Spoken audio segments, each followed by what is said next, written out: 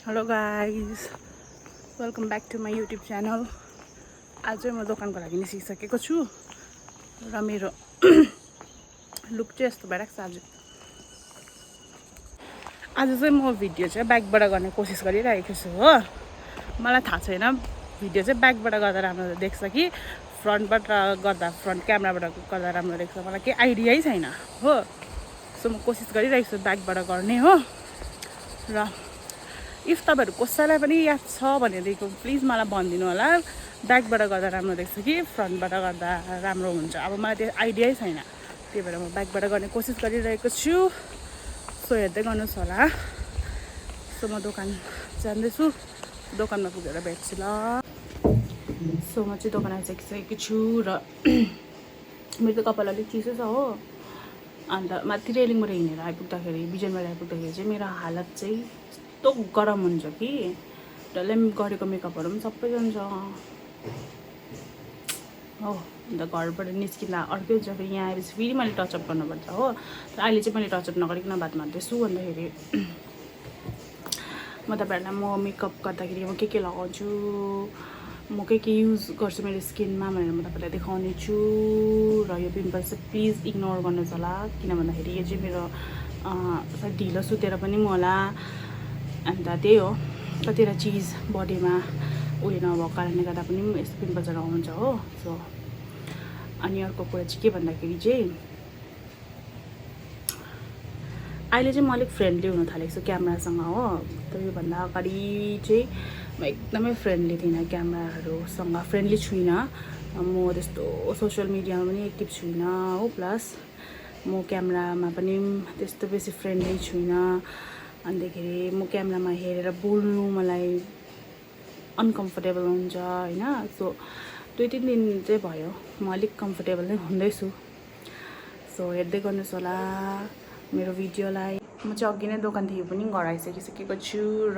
So मेरो स्किनमा चाहिँ अलिकति ट्यान भइरहेको छ हो। सो होममेड प्याक नै म प्रिफर गर्छु लगाउनुलाई हो। अन्त त्यो भएर चाहिँ मन्थमा एकपल्ट चाहिँ म गर्छु मेरो आफ्नो क्लिनअपहरू। तर साथै घरमा पनि जरुरी छ आफ्नो स्किनलाई केयर गर्न चाहिँ।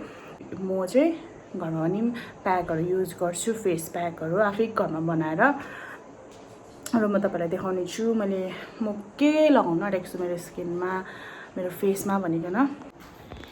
यहाँ चाहिँ छ मुल्तानीको प्याक हो। यो चाहिँ मुल्तानी र आलुलाई चाहिँ के भन्छ ग्राइन्ड गरिकन त्यसको उयो निकाल्दा पनि हुन्छ, रस निकाल्दा पनि हुन्छ, नभए चाहिँ करेसो गरेर त्यसको रस निकाल्दा पनि हुन्छ। त्यो र मुल्तानी मिट्टीलाई चाहिँ मैले यसरी प्याक बनाउनु पर्ने हुन्छ। अब यसलाई चाहिँ म मेरो फेसमा एप्लाई गर्ने छु हो।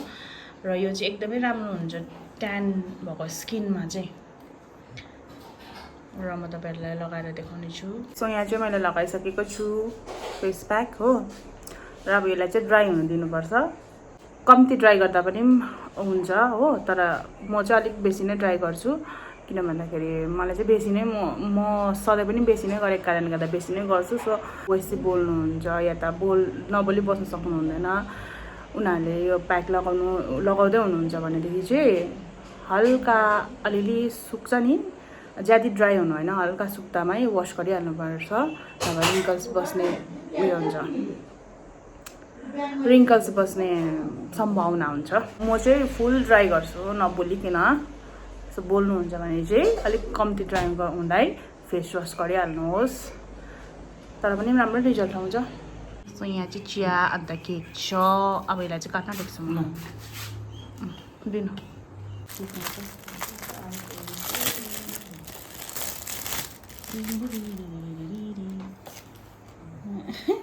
बडी गर्नु happy birthday. Happy birthday to you. बडी Happy birthday भएन, आधी मात्रै खाएर लगाउनु न। कप मात्रै निकालेर गर्नु न छिटो, सकिए काटिसक्यो भुइँमा।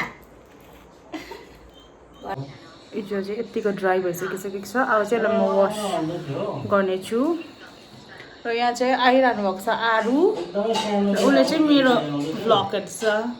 हेलो गाइस, म चाहिँ अब सुत्नु आँटेको छु। अन्त आज मैले जुन चाहिँ प्याक लगाएको छु त्यो प्याक चाहिँ खालि ओइली स्किनको लागि हो, किनभन्दाखेरि त्यो चाहिँ ड्राई स्किनमा एप्लाई हुँदैन। अन्त यदि तपाईँहरूले मुल्तानी मिट्टी लगाउनै चाहनुहुन्छ भनेदेखि चाहिँ त्यहाँनिर चाहिँ तपाईँहरूले भिटामिन ई अथवा फेस ओइल चाहिँ हाल्नै पर्ने हुन्छ, नत्र चाहिँ तपाईँहरूको स्किन ड्राईमा पनि झन् ड्राई हुन्छ। ड्राई स्किनले चाहिँ अभोइड गरेको नै राम्रो हुन्छ र चलाउनु भयो भने पनि त्यहाँनिर तपाईँले भिटामिन ई नभए भिटामिन ओइलहरू हालेर गर्नुपर्ने हुन्छ। आमाले मलाई हेर्दैछ नि त, मलाई हाँस उठ्दैछ हो। अनिखेरि ड्राई स्किनमा त्यत्तिकै लगायो भनेदेखि चाहिँ नि पुरा तपाईँलाई चिलाउँछ स्किन हो। अन्त हाम्रो आमाले चाहिँ नि साबुन उयो गरेको छ, अर्डर गरेर साबुन बनाउने सामान अर्डर गरेर चाहिँ घरमै सामान बनाउनु थालेको छ हो। र घरमै बनाएको साबुनले चाहिँ आमाको अनुहार चम्किएको छ। अन्त आमाले चाहिँ भोलिपछि तपाईँहरूलाई देखाउँछु म आमाले साबुन कसरी बनाउँछ भनेर। अन्तखेरि त्यो साबुन चाहिँ होममेड हो। अन्त आमाले आफैलाई खालि बनाउँछ। अन्त आमाको सुन्दरताको राज चाहिँ हो त्यो साबुन। So good night, by by.